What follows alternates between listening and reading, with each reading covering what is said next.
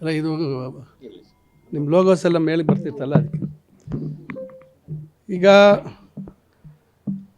ಮೊದಲನೇ ದಿನದಿಂದ ಕೂಡ ನಾವು ಭಾಳ ಸ್ಪಷ್ಟವಾಗಿ ಹೇಳಿದ್ದೀವಿ, ಏನು ಇವತ್ತು ಒಬ್ಬ ಸರ್ಕಾರಿ ಕರ್ತವ್ಯವನ್ನು ನಿರ್ವಹಿಸಿರ್ತಕ್ಕಂಥ ಅಧಿಕಾರಿಯ ವಿರುದ್ಧವಾಗಿ ಏನು ಶಿಡ್ಲಘಟ್ಟದ ಪರಾಜಿತ ಅಭ್ಯರ್ಥಿ ರಾಜೀವ್ ಗೌಡರು ನಡ್ಕೊಂಡಿರ್ತಕ್ಕಂಥ ರೀತಿಯನ್ನು ನಾವು ಯಾವುದೇ ರೀತಿ ಅದನ್ನು ಒಪ್ಪುವಂಥದ್ದಲ್ಲ, ಅದನ್ನು ನಾವು ಖಂಡಿಸ್ತೀವಿ ಅಂತಕ್ಕಂಥ ಮಾತನ್ನೇ ಭಾಳ ಸ್ಪಷ್ಟವಾಗಿ ಹೇಳಿದ್ದೀವಿ ಮತ್ತು ಕಾನೂನು ರೀತಿ ಕ್ರಮ ಮಾಡ್ತೀವಿ ಅಂತಕ್ಕಂಥದ್ದು ಆ ಕ್ಷಣದಿಂದ ನಾವು ಎಲ್ಲ ರೀತಿ ಕಾನೂನಿನ ಚೌಕಟ್ಟಿನಲ್ಲಿ ಏನೆಲ್ಲ ಮಾಡಲಿಕ್ಕಾಗತ್ತೆ ಮಾಡ್ತಾಯಿದ್ದೀವಿ. ಮತ್ತು ಅವತ್ತು ದೂರು ಕೊಡುವಂಥದ್ದು ವಿಳಂಬ ಆಯಿತು. ಮಾಧ್ಯಮಗಳ ಏನು ಕಾರಣ ಅಂತ ಹೇಳಲಿಕ್ಕೆ ಹೋಗೋದಿಲ್ಲ.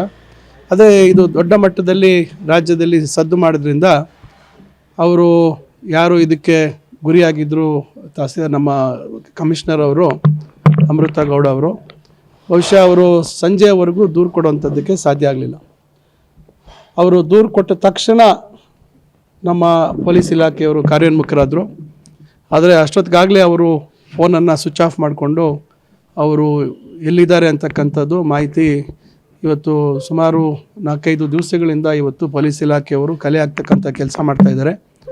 ಅವರನ್ನು ಕಾನೂನು ಚೌಕಟ್ಟಿಗೆ ತಂದು ಅವರು ನಡ್ಕೊಂಡಿರ್ತಕ್ಕಂಥ ರೀತಿಗೆ ಇವತ್ತು ಒಂದು ಸ್ಪಷ್ಟವಾದಂಥ ಸಂದೇಶ ಈ ರಾಜ್ಯದಲ್ಲಿರ್ತಕ್ಕಂಥ ಅಧಿಕಾರಿಗಳಿಗೆ ಕಳಿಸ್ತಕ್ಕಂಥದ್ದು ನಮ್ಮ ಸರ್ಕಾರದ ಉದ್ದೇಶ. ಅದರಿಂದ ಇದು ಮಾನ್ಯ ಮುಖ್ಯಮಂತ್ರಿಗಳು ಸ್ಪಷ್ಟವಾಗಿ ಹೇಳಿದ್ದಾರೆ, ಗೃಹ ಮಂತ್ರಿಗಳು ಹೇಳಿದ್ದಾರೆ, ಮಾನ್ಯ ಉಪಮುಖ್ಯಮಂತ್ರಿಗಳು ಹೇಳಿದ್ದಾರೆ, ಎಲ್ಲರೂ ಭಾಳ ಸ್ಪಷ್ಟವಾಗಿ ಹೇಳಿದ್ದಾರೆ. ಇದರಲ್ಲಿ ಯಾವುದೇ ರಾಜಿ ಇಲ್ಲ ಅಂತಕ್ಕಂಥ ವಿಚಾರ ಮತ್ತು ಕಾನೂನು ಚೌಕಟ್ಟಿನಲ್ಲಿ ಅವ್ರ ಮೇಲೆ ಕ್ರಮ ಅಂತೂ ಖಂಡಿತ ಜರುಗಿಸ್ತೀವಿ ಅಂತಕ್ಕಂಥದ್ದು.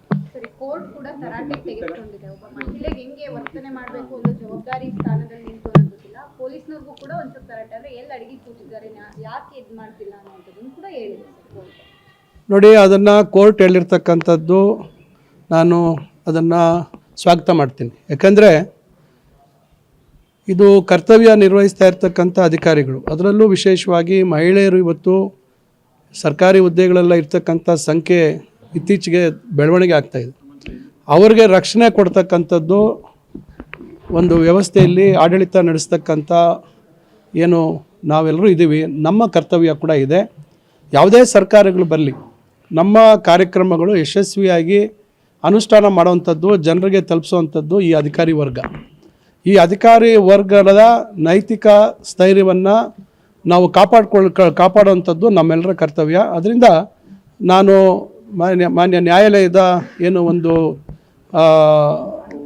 ಅಭಿಪ್ರಾಯ ಇದೆ, ಖಂಡಿತ ಅದನ್ನು ನಾನು ಸ್ವಾಗತ ಮಾಡ್ತೇನೆ.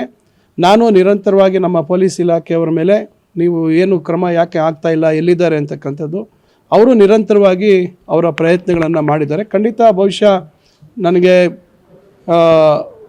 ಅವರು ಯಶಸ್ವಿ ಆಗ್ತಾರೆ ಅವರ ಒಂದು ಪ್ರಯತ್ನದಲ್ಲಿ ಅಂತಕ್ಕಂಥ ವಿಶ್ವಾಸ ಇದೆ.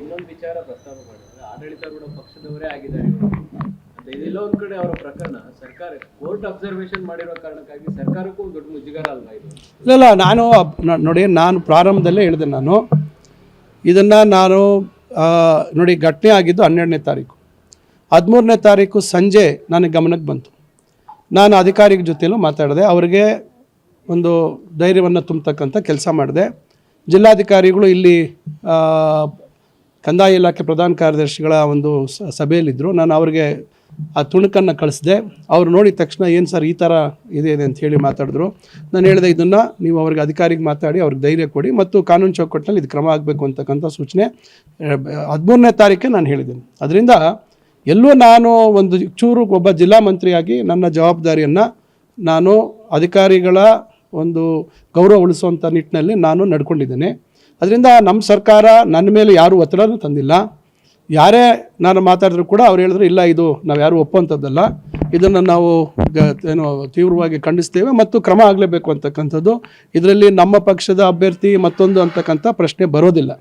ಯಾಕಂದರೆ ಯಾರು ಮಹಿಳೆಯರ ಬಗ್ಗೆ ಈ ರೀತಿಯಾಗಿ ನಡ್ಕೊಳ್ತಾರೆ ಅದನ್ನು ನಾವು ಒಪ್ಪೋದಕ್ಕೆ ಸಾರ್ವಜನಿಕ ಜೀವನದಲ್ಲಿ ಮತ್ತು ಒಂದು ಸರ್ಕಾರದ ಕಾನೂನಿನ ಅಡಿಯಲ್ಲಿ ಕೆಲಸ ನಿರ್ವಹಿಸಿರ್ತಕ್ಕಂಥ ಅಧಿಕಾರಿ ಮೇಲೆ ಆ ರೀತಿ ಪದ ಬಳಕೆ ಮಾಡ್ತಕ್ಕಂಥದ್ದು, ಧಮಕಿ ಆಗ್ತಕ್ಕಂಥದ್ದು ಇವೆಲ್ಲ ನಾವು ಒಪ್ಪುವಂಥದ್ದಲ್ಲ.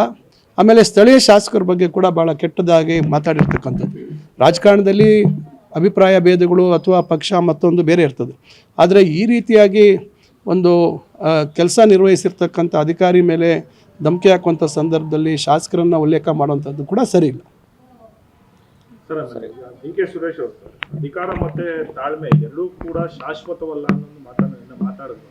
ಅಂದ್ರೆ ತಾವು ಶಾಂತವಾಗಿದ್ವಿ, ತಾಳ್ಮೆಯನ್ನ ಕಾಪಾಡ್ಕೊಂಡಿದೀವಿ ಅನ್ನೋ ಮಾತನ್ನ ಹೇಳಿದ್ದಾರೆ. ಶಾಶ್ವತ ಅಲ್ಲ ಅದೊಂದು ರೀತಿ ಎಚ್ಚರಿಕೆ ನೋಡಿ. ಅವರು ಡಿ ಕೆ ಸುರೇಶ್ ಅವರು 3 ಬಾರಿ ಸಂಸದರಾಗಿ ಕೆಲಸ ಮಾಡಿದ್ದಾರೆ ಮತ್ತು ಭಾಳ ಅನುಭವಿ ರಾಜಕಾರಣಿ.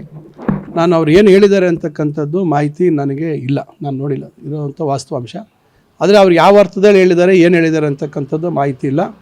ಖಂಡಿತ ನಮ್ಮ ಕಾಂಗ್ರೆಸ್ ಪಕ್ಷದ ಹೈಕಮಾಂಡ್ ಇವತ್ತು ಅವರ ಗಮನದಲ್ಲಿ ಸಂಪೂರ್ಣವಾಗಿ ಇಲ್ಲಾಗ್ತಾ ಇರ್ತಕ್ಕಂಥ ಎಲ್ಲ ವಿಷಯಗಳು ಅವರ ಗಮನದಲ್ಲಿದೆ.